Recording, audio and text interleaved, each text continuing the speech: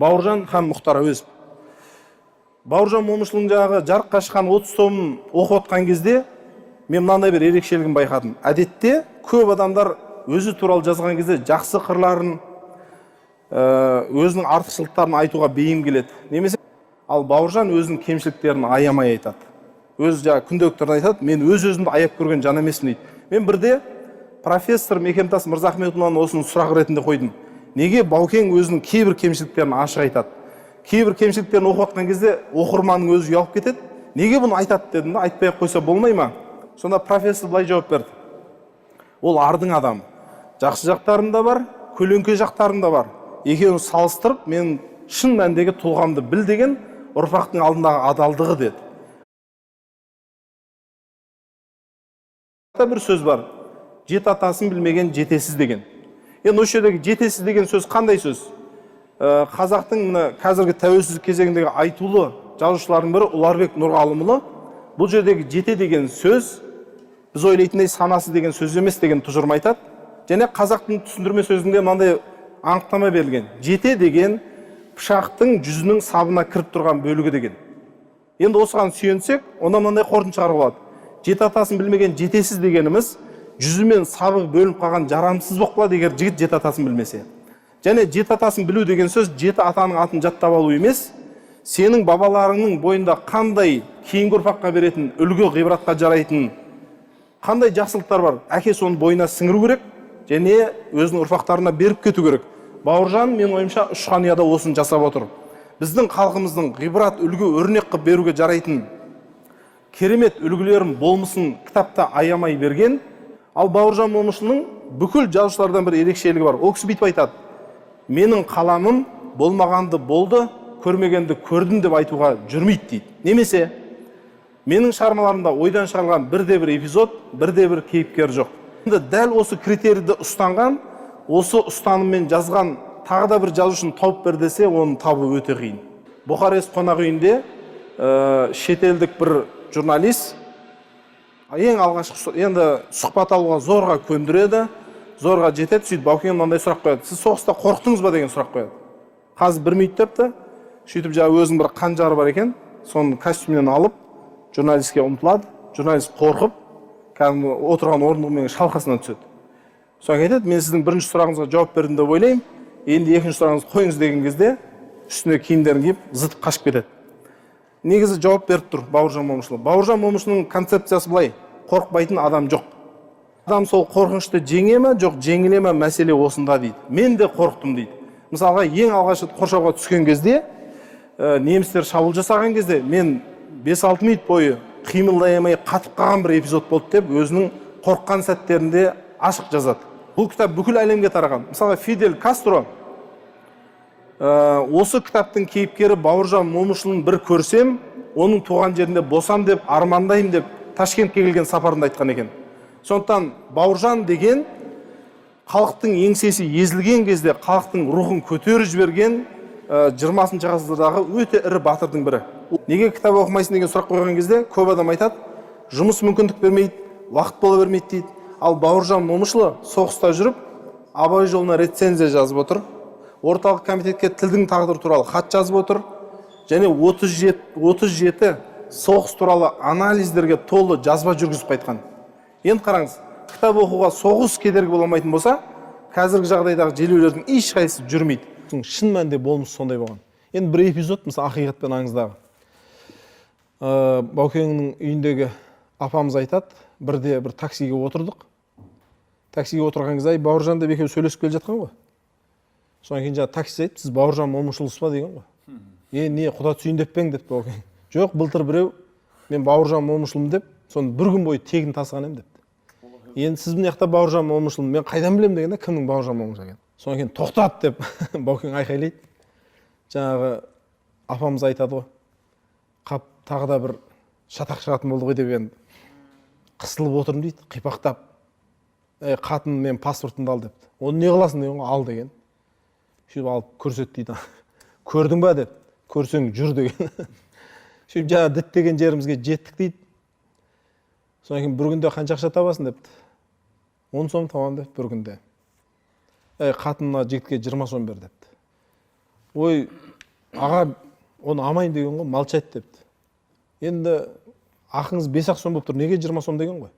10 сом ана былтырғы өтірікшінікі депті. 5 сом өзіңнің ақың, 5 сомға Бауыржан аталарынан бала шағаңа кәмпит алып барасың деп 20 сом тастап, соны түсіп бара жатқанда такси айтады, сіздер шыққанша күте тұрайын мен деген ғой. Жоқ, қайтатын көлікті өзіміз тауып аламыз, жұмысыңды істей бер деп қайтарып жіберді дейді. Жергілікті Мархабат Байқұт деген ағамыз бар. Сол кісі менен газетке жаңадан кірген жас кезінде, корреспондент кезінде Бауыржан Момышұлына Восход қонақ үйіне келген екен. Сонда айтады да, қасында ешкім де жоқ, елеусіз ғана бір сонда Восход қонақ үйіне келіп жайғасты дейді да. Сол кезде көрдіңіздер ме, Баукеңді оқшаулап кішкене әдейілеп бір елеусіз қалдырып жатқан кезеңдер ма деп ойлаймын мен. Сол бір кезде аға деп айтып жатырмын, қандай аға деп, мен саған ата болам деген ғой. Сол Мархабат ағамыз айтады, біз жақта әкесінен жасы кіші болса аға деп айтады. Менің әкем сізден үлкен деп те жас. Сөйтем бүйтіп қарап 100 жыл дейді ғой. Сол әңгімеден кейін сонда ана кісінің ондай бір қасиетін байқадым дейді да. Жөн, жүйелі бір әңгіме айтсаң, сөзге тоқтайды екен дейді. Мына әңгімеден кейін маған бұрылды, әңгімесі өзгеріп жібіді кішкене дейді. Сол ұзақ әңгімелестік дейді. Енді қысқаша айтқанда, Мархабат ағамыздың енді бұл әңгіменің түйін жері қандай? Сол қысқа ғана кездесу менің бүкіл шығармашылық бағытымды өзгертіп жіберді дейді. Менің шығармашылығымды осы Баукеңге дейінгі кезең, Баукеңмен кездескен кейінгі кезеңде екіге бөлуге болады дейді. Немесе Ханбибі Есенқарағызының жолығуы. Осы жақында ғана мен сұхбаттастым. Сонда жаңа Ханбибі апамыз айтады, бір енді қолайсыз жағдай болып, бір профессор түсініспеушілік болып, мен оқудан шығатын бір қиын бір сынақта жүрген кезімде Бауыржан Момышұлы Шымкентке келді дейді. Сол жаңағы Нәсіриддин Сералиев деген ағамыз ертіп барды дейді мен. Нәсіриддин Сералиев деген керемет жазушы өткен. Сол бардық, барғаннан кейін жаңағы сөйлесіп, атымыз сұрап, танысып, сөйлеп отыр дейді Бауыржан. Енді кішкене қыз баласым, бір өзім қыздардан бір өзім қысылып кішкене әдеп сақтап сөйтіп отырам. Енді сондай сұңғылалығына таң қалдым дейді да. Егер мен адам танысам, адамның жан дүниесін тани білетін болсам, онда сенде бір мұң бар ғой деп айтты дейді да. Өзім жаңа қысылып, қиналып жүрген кез ана сөзді естіген кезде жылап жібердім дейді ғой. Сен мұңыңды айт депті. Адамның мұңы айтса, шері айтса тарқайды. Сен айтқын депті. Соны айттым да, осындай бір қолайсыз жағдай, оқудан шығарайын деп жатыр мен. Негізі менің кінәм жоқ ол жерде. Кім деп сұрады дейді. Аты жөнін айттым дейді. Жаңа оқудан шығарайын деп жатқан адам. Қағаз қалам бар ма деп, қағаз қаламды алып, мына нәрсе жазып берді, қарасам арабша дейді. Арабша оқи алмаймын. Мынаны апарып бер, сен оқудан шығармайды деп айтты. Арабша танитын болып тұр осында. Арабша жазған ғой кісі. Содан ертесіне жаңағы оқу орнына бардым. Профессор тұр, жаңағы жайлап қана алдына қойдым. Сөйтіп барып енді көп студенттің арасына барып жайғастым дейді. Байқадым, оқып отыр дейді. Профессор айтты дейді, мынаны түсіндің ба депті. Жоқ ағай, мен арабша оқи алмаймын ғой. Оқиын ба не деп жазған депті. Оқыңыз деп айттым дейді. Енді Ханбибі апамызда да бір ер мінезділік бар бір. Оқыңыз деп айттым. Бүйтіп жазыпты дейді. Баламды саған, сені Құдайға тапсырдым. Құлатсаң атыласың. Бауыржан Момышұлы деп ана кісінің атын жазған дейді. Баукең өзінің әңгімелерінде менің ұстазым осы Момынқұл. Жаңағы осы мінезді, ерлікті, өрлікті содан үйренгем деп айтып отыратын Баукең деп Бекет ағамыз айтты. Сондықтан Момынқұл деген Баукеңнің Бауыржан Момышұлы болып қалыптасуына өте үлкен үлес қосқан туыстарының бірі деп айтсақ қателеспейміз. Одан кейін Мекемтас ақсақалдың осы Момынқұлға байланысты бір естелігі. Баукеңнің военный билетінің артына сол Момынқұл жазып берген сүрелер бар еді дейді. Соны соғыстың басынан соңына шейін военный билеттің артына сап жүрген екен. Солар сарғайып жаңағы ескіріп кеткен, мен көрдім деп Мекемтас ақсақалдың өз аузынан естідім. Мысалға, Орта Азия халықтарының ішіне қыздардың арасынан батыр шыққан басқа бірде-бір ұлт жоқ деп айтсам қателеспеймін. Әлиямыз бар, Мәншүгіміз бар. Ал енді қазақтың батырларына келетін болсақ, Сабыр Рахымов бар, Рахымжан Қошқарбаев бар, Қасым Қайсенов бар, Төлеген Тоқтаров бар, Бауыржан Момышұлы бар. Енді осылардың ішінде Баукең несімен ерекшеленеді? Менің ойымша, Баукең өзі де айтады, кешегі соғыста менен батыр, менен мықты, менен ірі батырлардың өліп кеткенін өз көзіммен көрдім деп айтады. бірақ әскери саладағы білім тұрғысынан менің ойымша Баукеңге тең келетін тұлға табу өте қиын. Волоколамское шоссе деген ол Мәскеу қаласына кіретін ең негізгі трассалардың бірі. Міне 1940 жылы негізі Германия өзінің әскерін 3 бағытта шоғырландырды және 3 бағытта шабуыл жасаған. Оның ең ірі күші, негізгі күшті жұмылдырған бағыт ол Мәскеу бағыты. Мәскеуге кәдімгі саяси орталық ретінде шабуыл жасаған. Тағы бір бағыт ол Украина, одан кейін Ленинград. Міне осының ішіндегі ең негізгі бағыт саяси орталықты жаулап алу, Барбаросса деген жоспар бар ғой. Соның негізгі мақсаты Мәскеу қаласын жаулап алу. Осы Мәскеуге кіретін негізгі трассаның бірі Волоколамск тас жолында Қазақстанда құрылған 316-шы атқыштар дивизиясы тұрған. Міне осы дивизия өзінің майдандағы жолын даңқты тарихқа айландырды.